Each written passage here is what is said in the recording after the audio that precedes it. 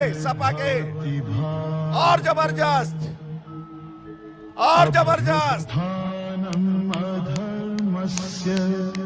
रविंदर और तेज परित्राणाय साधूनां विनाशाय च दुष्कृतां धर्म संस्थापनार्थाय संभवामि युगे युगे।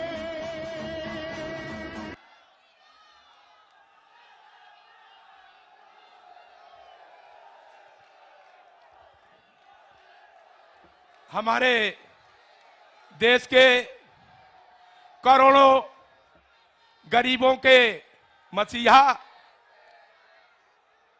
देश के यशस्वी प्रधानमंत्री माननीय मोदी जी हमारे बीच में हैं। आप ताली बजाकर स्वागत करें। मैं अनुरोध करूंगा भारत सरकार की मंत्री साध्वी निरंजन ज्योति जी से आप अपनी बात रखें। सभी लोग मेरे साथ जयघोष करेंगे, भारत माता की। अभी पीछे वालों की आवाज नहीं आ रही। भारत माता की। नरेंद्र मोदी, योगी मोदी, योगी मोदी। आज बलिया की त्याग तपस्या बलिदानों की पावन धरा पर भारत के यशस्वी प्रधानमंत्री जी का आप सबकी तरफ से मैं अभिनंदन करती हूं, स्वागत करती हूं। ताली बजा करके सभी लोग स्वागत करेंगे। स्वागत करती हूं भृगु ऋषि की धरती से, स्वागत करती हूं मंगल पांडे जी की धरती से, स्वागत करती हूं पूर्व प्रधानमंत्री स्वर्गीय चंद्रशेखर जी की धरती से, स्वागत करती हूं। स्वागत करती हूं इस दावा की धरती में। मेरे प्रिय बंधुओं, मुझे मालूम है कि आप सब लोग देश के उस व्यक्तित्व को सुनने के लिए आए हैं जिस व्यक्तित्व ने विश्व को भारत एक क्या है, विश्व गुरु है, ये बताने का प्रयास किया है। मेरे प्यारे बंधुओं, यहाँ बहुत सारे गरीब तबके लोग आए हुए हैं। ये बगल में माताएं बैठी हैं, सामने भाई लोग खड़े हैं। मैं एक बात पूछ करके वाणी पर विराम देना चाहूंगी। गरीबों के मसीहा, दबे कुचलों की आवाज, दबे कुचलों के काम करने वाले भारत के यशस्वी प्रधानमंत्री आदरणीय नरेंद्र भाई मोदी जी मंच में हैं। मैं आपसे जवाब चाह रही हूं, माननीय प्रधानमंत्री जी के स्वागत में 6-7 सीटें निकलेगी कि नहीं निकलेगी? जरा हाथ खड़ा करिए। 7 सीटें निकलेंगी? पक्का निकलेंगी? माताएं नहीं खड़ा कर रही है, निकलेगी ना? तो मैं वैसे तो नहीं निवेदन करती हुई माननीय प्रधानमंत्री जी का आह्वान करना चाहती हूं। बहुत दिनों तक नाटक खेला, याद होगा 2014 से 17 तक का सपा का कार्यकाल। मैं भी उस विधानसभा की विधायक थी। उत्तर प्रदेश में जिस तरह से रक्त रंजित उत्तर प्रदेश हो रहा था, माननीय मुख्यमंत्री जी ने उस पर कंट्रोल किया है। मैं आह्वान करना चाहती हूँ, आप सबका आह्वान करना चाहती हूँ, उठो कृष्ण की तरह तुम्हें भी रण का शंख बजाना होगा। यहाँ शांति से शांति ना होगी, तुमको चक्र उठाना होगा। फिर से बलिया की धरती पर कमल खिलाना होगा कि नहीं होगा? होगा ना? पक्का है ना? मुझे कुछ कहने की जरूरत तो नहीं है ना? माननीय प्रधानमंत्री जी को सुनने आए हैं ना?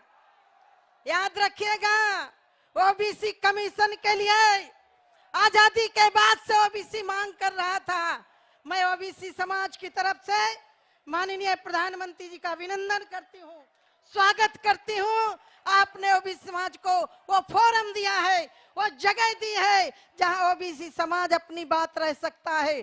और मैं आपका अभिनंदन इसलिए करती हूँ यहाँ मेरे समाज के भी बहुत लोग हैं, इसलिए अभिनंदन करती हूँ कि आजादी के बाद से भारत सरकार में निषाद समाज का कोई मंत्री बना है तो आपने मुझे वो सम्मान दिया है, वहां आपने अपने मंत्री परिषद में शामिल करके, इसलिए मैं अभिनंदन करती हूँ, इसलिए आपका वंदन करती हूँ। मैं इसलिए आपका अभिनंदन करती हूँ, उन लाखों झोपड़ियों में रहने वाले लोगों को मकान दिया है, इसलिए अभिनंदन करती हूँ। इस कोरोना कार्यकाल में माँ 4 बच्चे माँ बाप को नहीं पाल पाते, आपने 80 करोड़ लोगों को इस कोरोना काल में अन्न दिया है, इसलिए अभिनंदन करती हूँ। आपने किसानों के खातों में पैसा दिया, इसलिए आपका अभिनंदन करती हूँ। इसलिए आप सबसे एक बार मेरे साथ मुट्ठी बांध करके जय घोष करेंगे और माननीय प्रधानमंत्री जी का आह्वान करती हूँ इन्हीं शब्दों के साथ कि आइए, भारत ही नहीं आपका विश्व लोहा मान रहा है और मैं मातृभूमि के सपूत, भारत माँ के गौरव, हम सबके शान, हम सबके अभिनंदनीय भारत के यशस्वी प्रधानमंत्री जी का बलिया की धरती पर, इस पावन धरा पर मैं आपका अभिनंदन करती हूँ, स्वागत करती हूँ और आपका आह्वान करती हूँ कि आइए, आपसे अनुरोध करती हूँ कि हम इस बिहार से लगे हुई पावन धरा पर कार्यकर्ताओं को संबोधन।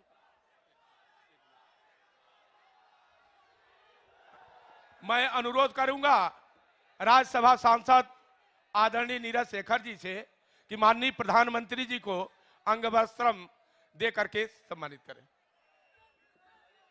और अपने जिले के अध्यक्ष जयप्रकाश साहू जी से अनुरोध करूंगा कि आप प्रतीक चिन्ह माननीय प्रधानमंत्री जी को दें और हमारे आदरणीय सांसद वीरेंद्र सिंह मस्त जी, सांसद सकलदीप राजभर जी, मैं स्वयं सांसद रविंद्र कुशवाहा, आदरणीय प्रधानमंत्री जी को हम लोग प्रतीक चिन्ह दे करके बलिया में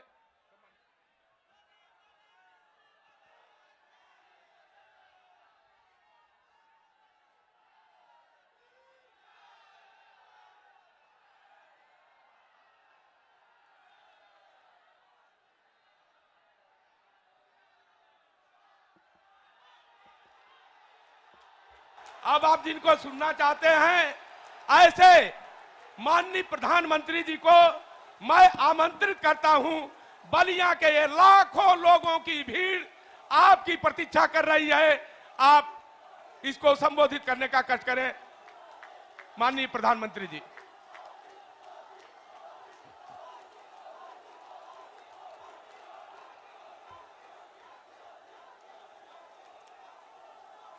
बालेश्वर महादेव, मंगला भवानी,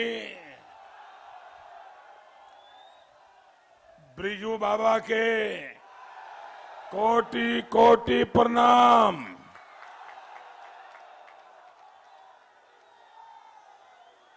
अंग्रेजन के खिलाफ पहला स्वतंत्रता आंदोलन के धरती बागी बलिया के बड़भागी भाई बहिनन बुजुर्गन के गोड़ लागत बानी।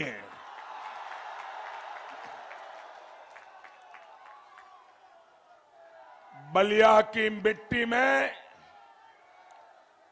देशभक्ति की खुशबू है। ये मेरा सौभाग्य है कि आप इतनी बड़ी संख्या में हम सबको आशीर्वाद देने के लिए आए हैं। मैं दूर दूर देख रहा हूं, उन छतों पर देख रहा हूं, ये प्यार, ये आशीर्वाद मैं कभी भूल नहीं सकता हूं।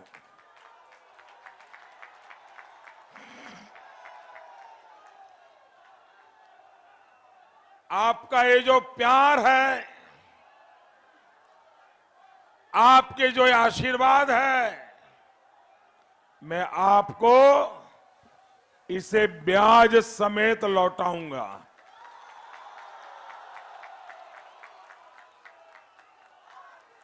और विकास करके लौटाऊंगा।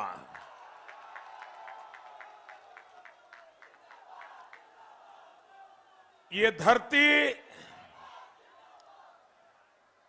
जननायक चंद्रशेखर जी की भूमि है।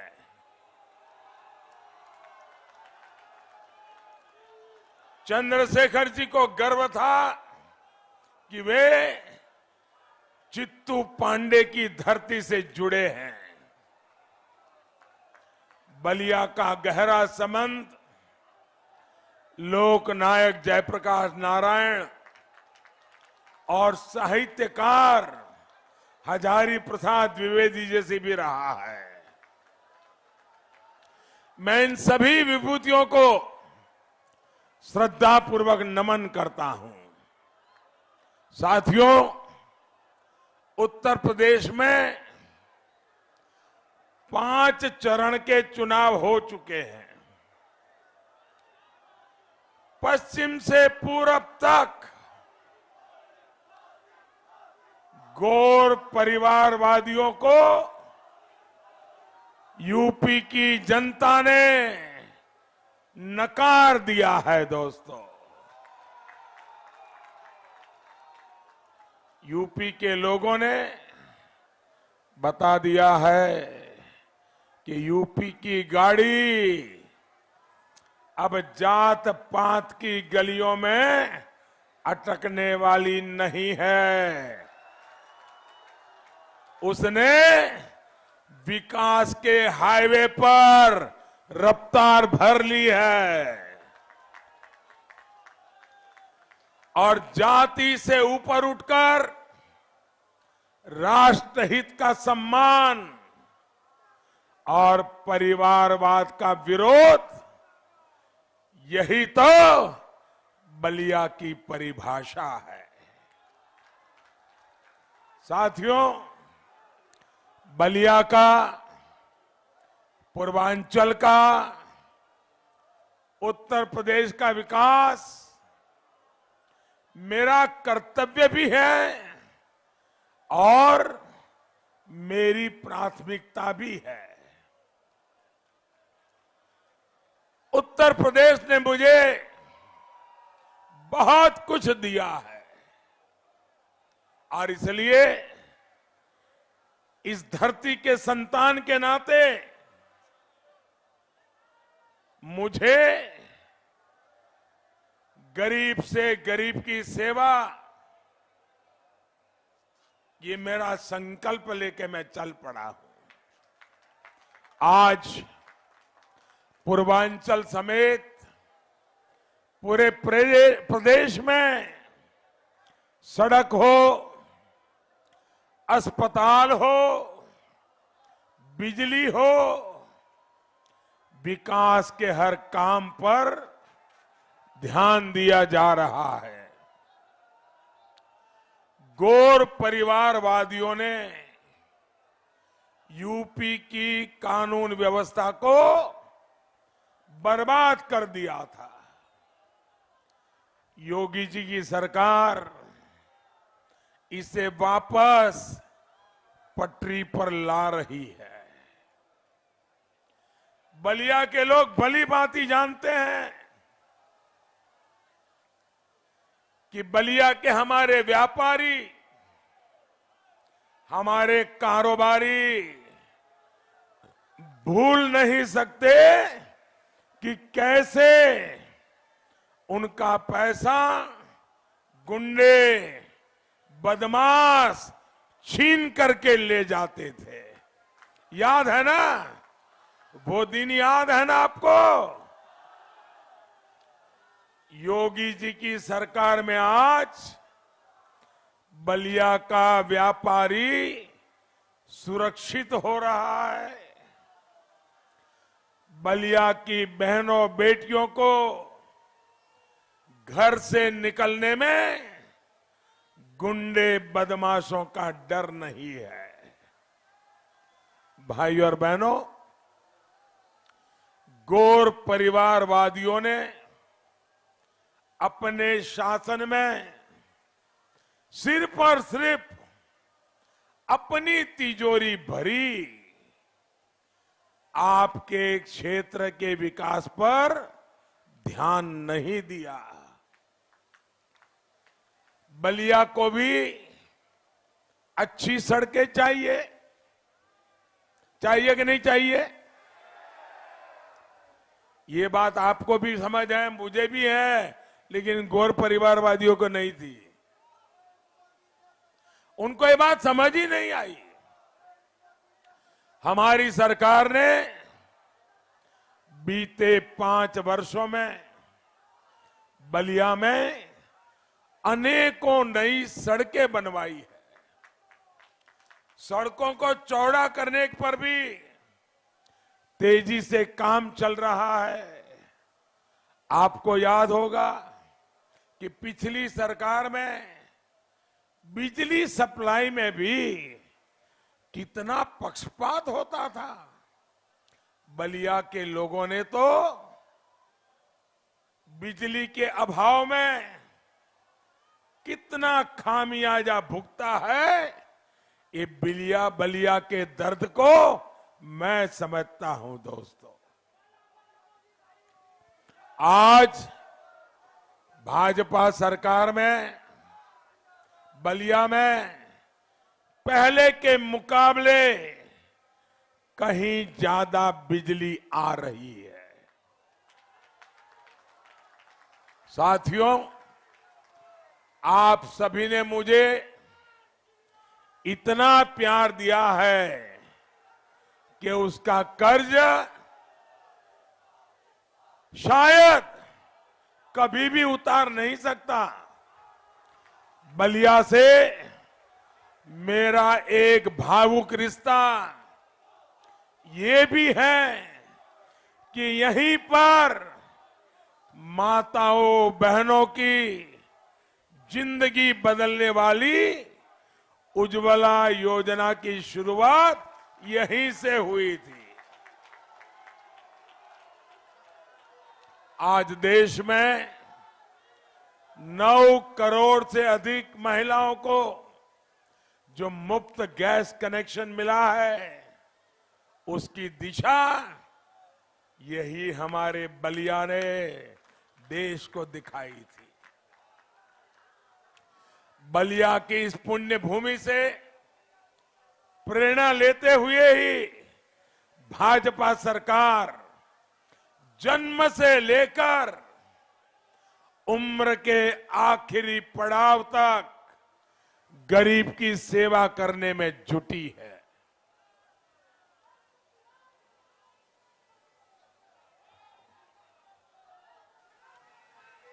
जब बच्चा मां के गर्भ में होता है तो वो कुपोषण का शिकार ना हो, इसके लिए हमारी सरकार गर्भवती माताओं के लिए मातृ वंदना योजना चला रही है। इस योजना के तहत गर्भवती माताओं के बैंक खातों में सीधे 10,000 करोड़ रुपए से अधिक ट्रांसफर किए गए हैं। भाइयों बहनों, जन्म के बाद बच्चों की बड़ी जरूरत होती है कि उन्हें सही समय पर सही टीके जरूर लगे। इसके लिए हमारी सरकार ने मिशन इंद्रधनुष शुरू किया। दिमागी बुखार जैसी बीमारियों के टीके भी लगाए। बच्चों के लालन पालन पोषण में परेशानी ना हो, इसके लिए घरों और स्कूलों में शौचालय, घर में नल से जल, बिजली और सस्ते एलईडी बल्ब का उजाला भी गरीब से गरीब परिवार के घर तक हमारी सरकार ने पहुंचाया है। गरीबों, दलितों, पिछड़ों के बच्चे ठीक से पढ़ सके, इसके लिए स्कॉलरशिप भी बढ़ाई गई है। साथियों, पढ़ाई खत्म होते ही तो गरीब को रोजगार के अवसर मिले, स्वरोजगार के अवसर मिले, इसकी तरफ भी हमारी सरकार ने पूरा ध्यान दिया है। कौशल विकास योजना के तहत हर साल लाखों नौजवानों को ट्रेनिंग दी जा रही है ताकि उन्हें आसानी से नौकरी मिल सके। जो गरीब युवा अपना खुद का काम शुरू करना चाहता है, उनके लिए मुद्रा योजना है। इस योजना के तहत गांव गरीब के युवाओं को बिना गारंटी, मेरे नौजवान साथियों, बिना गारंटी बैंक से मदद देने का प्रावधान किया है। और मुझे खुशी है कि मुद्रा योजना का लाभ सबसे ज्यादा मेरे गांव की गरीब परिवार की बेटियां उठा रही है। साथियों, जब आय बढ़ती है तो सबसे पहले सपना होता है कि खुद का एक छोटा सा घर हो जाए। गरीब के पास भी पक्का घर हो, इसके लिए हमारी सरकार ने पीएम आवास योजना शुरू की है। इस योजना के तहत यूपी में 34 लाख से ज्यादा पक्के घर गरीबों को बनाकर दिए हैं। यहां बलिया में भी हजारों गरीबों को पक्के घर दिए गए हैं। साथियों, जीवन में सुख दुख भी आते हैं, हारी बीमारी भी आती है। ऐसे समय में भी भाजपा की सरकार गरीब का साथी बनकर उसके साथ ही होती है। आयुष्मान योजना के माध्यम से गरीबों को अच्छे से अच्छे अस्पताल में 5 लाख रुपए तक के मुफ्त इलाज की सुविधा दी गई है। भाइयों बहनों, जो लोग गरीबी से निकले हैं उनको पता है, अगर गरीब के परिवार में एक बीमारी आ जाए और मां बीमार हो जाए तो कभी घर वालों को बताती नहीं है कि मुझे पीड़ा हो रही है। वो मां पीड़ा सहन करती है, उसके मन में यही रहता है कि अगर डॉक्टर के पास जाऊंगी बहुत खर्चा होगा, बच्चों के सर पे कर्ज चढ़ जाएगा, इसलिए मां बीमारी को सहन करती है लेकिन बच्चों को कर्ज में डूबने नहीं देती है। भाइयों बहनों, आजादी के इतने साल के बाद उस मां की चिंता करनी चाहिए कि नहीं? उस मां की मदद करनी चाहिए कि नहीं करनी चाहिए? बीमारी के कारण दुखी उस मां की देखभाल कौन करेगा? उस मां की चिंता कौन करेगा? और इसलिए भाइयों बहनों, हमने हर गरीब परिवार के लिए बीमारी में 5 लाख रुपए तक का खर्च ये मोदी ने उठाना तय किया है।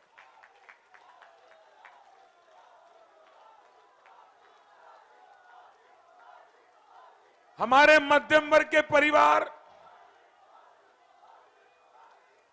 उनकी आय सीमित होती है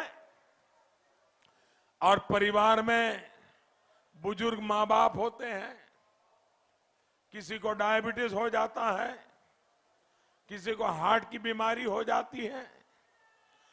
अगर जिस घर में एक भी डायबिटिक का पेशेंट है तो उस परिवार को महीने 2-3 हजार रुपया दवाई में चला जाता है। ये मध्यम वर्ग का परिवार, गरीब परिवार इतने पैसे दवाई का खर्च कैसे करेगा? और इसलिए भाइयों बहनों, मैंने आज हिंदुस्तान के ज्यादा से ज्यादा जिलों में, तहसील में पीएम जन औषधि की दवाई की दुकानें खोली है। जो दवाई 100 रुपये में मिलती है, वो ही दवाई उस दुकान में 10 रुपये, 15 रुपये, 20 रुपये में मिल जाती है, ताकि मेरे मध्यम वर्ग का परिवार, मेरा गरीब परिवार दवाई के अभाव में उसके जीवन में कोई अनहोनी न हो जाए। और इसलिए भाइयों बहनों, हमने जन औषधि केंद्र खोले। उसी प्रकार से आज जीवन बहुत बदल चुका है। अगर परिवार में कोई जवान बेटा चला जाए, परिवार में कोई सदस्य चला जाए, तो उस परिवार को कितनी बड़ी आफत आ जाती है, कितनी बड़ी मुसीबत आ जाती है। उसके लिए हमारी सरकार ने 1 महीने का सिर्फ 1 रुपया, 1 महीने का सिर्फ 1 रुपया, चाय के कप की कीमत भी ज्यादा होती है, वैसा बीमा निकाला। दूसरा एक बीमा निकाला हर दिन का 90 पैसे वाला, सिर्फ 90 पैसे, 1 रुपया भी नहीं। और इस बीमे से जो जुड़ेगा, उसके परिवार में अगर कोई अनहोनी हो गई तो 2-2 लाख रुपया उस परिवार को सुरक्षा का कवच दे दिया। भाइयों बहनों, मुझे संतोष है कि आज ये 90 पैसे की योजना से, 1 रुपये वाली योजना से मेरे देश के 19 करोड़ गरीब परिवार आज जुड़ चुके हैं। और किसी के परिवार में मुसीबत आई तो ऐसे परिवारों तक हजारों करोड़ रुपए पहुंच गए हैं। भाइयों बहनों, हमारे देश में किसानों की बातें करने वाले तो बहुत हो गए, लेकिन क्या कभी किसानों की बात करते समय किसी ने भी छोटे किसान की बात कही है क्या? छोटे किसान के लिए कोई बोलता है क्या?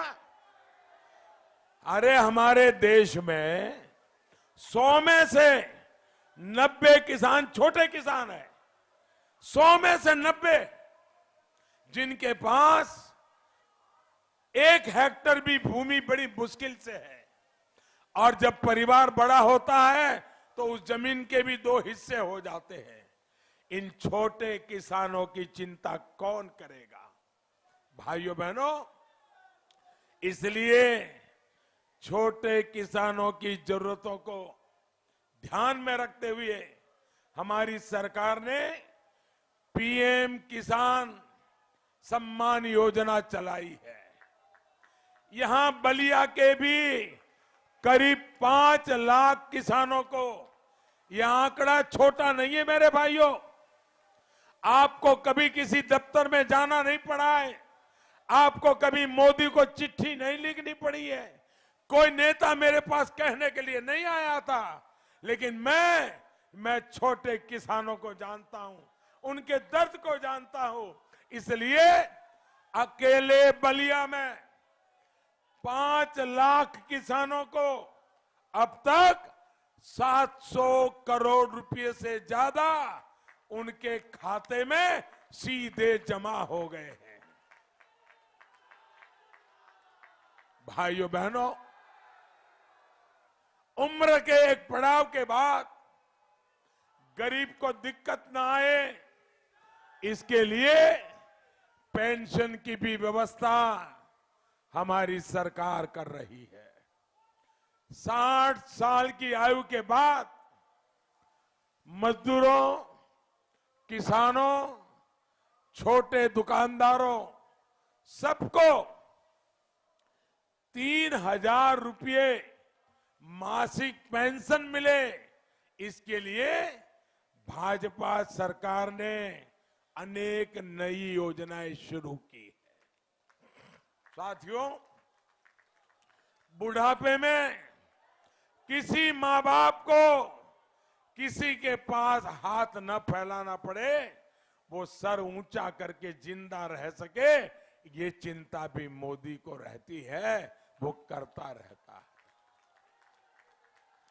भाइयों बहनों, हमने बहुत ईमानदारी से प्रयास किया है कि इन सारी योजनाओं का लाभ हर गरीब तक पहुंचे, लेकिन अब भी कोई रह गया हो तो मैं उनको कहने आया हूं कि ये काम मैं रोकने वाला नहीं हूं।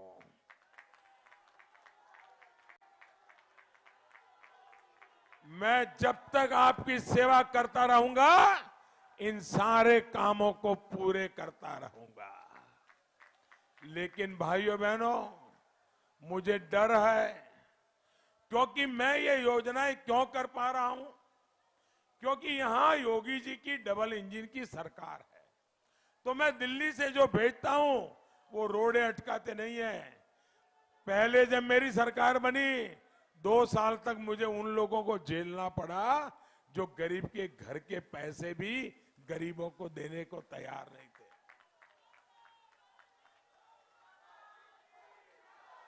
और इसलिए भाइयों बहनों, जो आपके विकास में रोड़े अटकाते हैं, मेहरबानी करके वो पुराने वालों को गलती से भी मत लाना।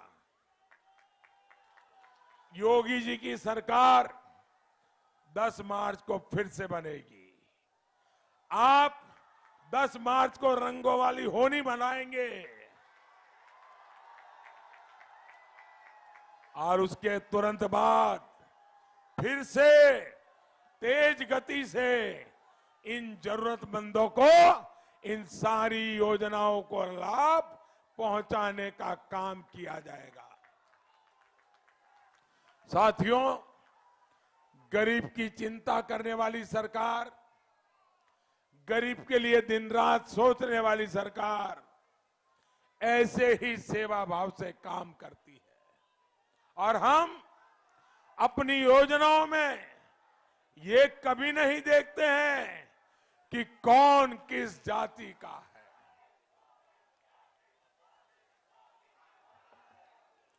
कौन किस जाति का है, किस वर्ग का है, किस संप्रदाय का है।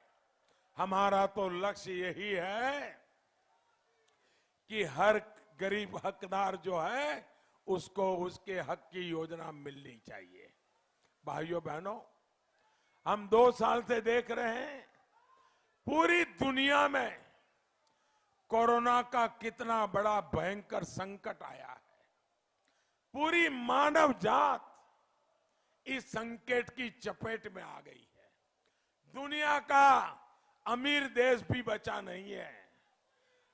भाइयों बहनों, 100 साल में आए ये सबसे बड़े संकट का मुकाबला इस कोरोना महामारी से आज हमारा सरकार, हमारा देश लड़ रहा है और गरीब को मुफ्त राशन पहुंचा रहा है। पिछले 2 साल से यूपी के 15 करोड़ गरीबों को भाजपा सरकार ने मुफ्त राशन दिया है। भाइयों बहनों, दिन रात मेरे दिल में एक ही बात रहती है कि इस कोरोना की मुसीबत में मेरे किसी गरीब परिवार में बच्चों को रात को भूखा सोना न पड़े। मेरे दिल में यही रहता है कि इस कठिन परिस्थिति में किसी गरीब के घर में ऐसा कोई दिन नहीं आना चाहिए ताकि उसके घर में चूल्हा न जला हो, और इसलिए मुफ्त राशन हर गरीब के घर में पहुंचा रहा हूं। गरीब के हित में ये काम गौर परिवारवादी कभी नहीं कर सकते। ये तो वो लोग हैं जिन्होंने आपको कोरोना वैक्सीन के खिलाफ भी भड़काने की कोशिश की। आज यही वैक्सीन यूपी के करोड़ों लोगों का जीवन बचा रही है। भाइयों बहनों, ये कोरोना का टीका आपको लगा कि नहीं लगा? जरा हाथ ऊपर करके बताइए, टीका लगा? सबको लगा? आपको 1 रुपया भी खर्च करना पड़ा क्या? 1 पैसा भी देना पड़ा क्या? वैक्सीन पहुंचा कि नहीं पहुंचा? साथियों, जब गरीब के लिए दिल में दर्द होता है ना, तभी रात दिन काम करने की एक भगवान ताकत देता है। भाई, भृगु महाराज ताकत देते हैं। इसलिए भाइयों बहनों, बलिया का विकास के लिए, पूर्वांचल के विकास के लिए यूपी में डबल इंजन की सरकार लगातार बनी रहनी जरूरी है। इस बार के चुनाव में एक बार फिर आपको गौर परिवारवादियों को पटखनी देनी है। देंगे ना? गौर परिवारवादियों को पटखनी देंगे ना? पूरी ताकत से बताइए, देंगे ना? अच्छा, मैं बलिया आया हूं, पहले भी बहुत बार आया हूं। आप मेरा एक काम करोगे? ऐसे नहीं, जोरों से आवाज आनी चाहिए। मेरा एक काम करोगे? सब करोगे? माताएं बहनें भी करेगी, इधर भी सब करेंगे, पीछे वाले भी करेंगे, पक्का करेंगे। देखिए, मतदान के दिन तक हर परिवार में जाना है। जाएंगे? ऐसे नहीं, आवाज धीमी हो गई। जाएंगे? हर परिवार में जाकर के मेरा एक काम करना है। करिए? करेंगे ना? एक छोटा सा काम है, करेंगे ना? उनको जाकर के इतना कहिए, मोदी जी बलिया आए थे, उन्होंने आपको प्रणाम भेजा है।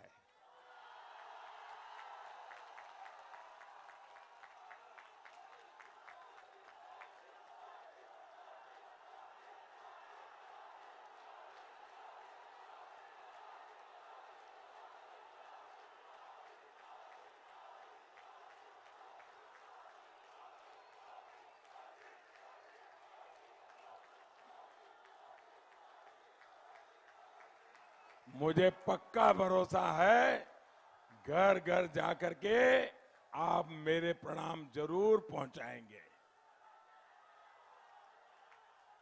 याद रखिएगा, पहले मतदान, फिर जलपान।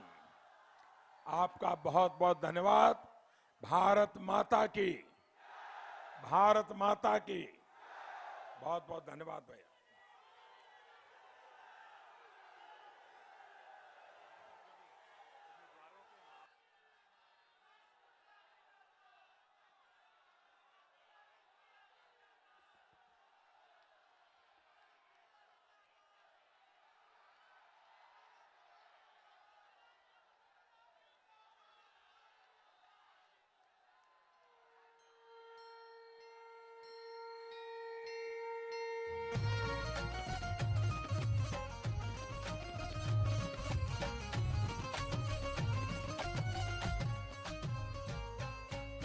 मंदिर अब बनने लगा है, भगवा रंग चढ़ने लगा है।